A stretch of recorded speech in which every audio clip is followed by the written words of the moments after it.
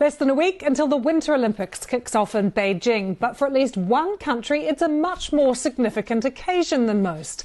The Caribbean nation of Haiti will be represented at the Winter Olympics for the first time, with the skier Richardson Viano competing in the giant slalom. Let's go live to Paris and talk to Jean-Pierre Roy, who is the president of the Haitian Ski Federation. It is great to see you. That's quite something to say. How are you and Richardson feeling about heading off to Beijing?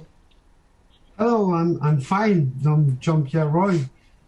I'm so proud because it will be the first time for Haiti to go to the Winter Olympic Games. So I'm completely excited because it's amazing for us. It's amazing for me. Since 10 years, I work for that, you know.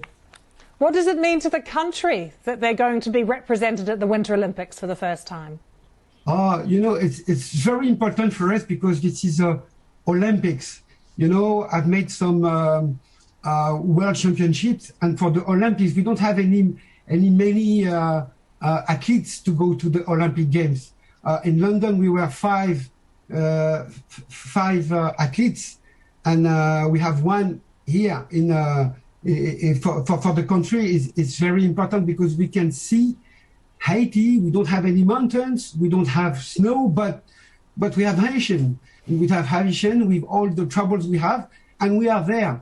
We have with the sports value. It's very important to make for us the dream that we can go. If you want, you can do it. You know.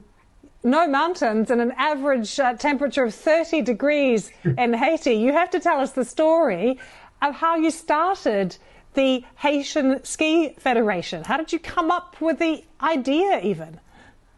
Yes, the idea was on, if you remember, very bad some stuff regarding Haiti in 2010 with the earthquakes. I said, what can I do for my country instead of, everybody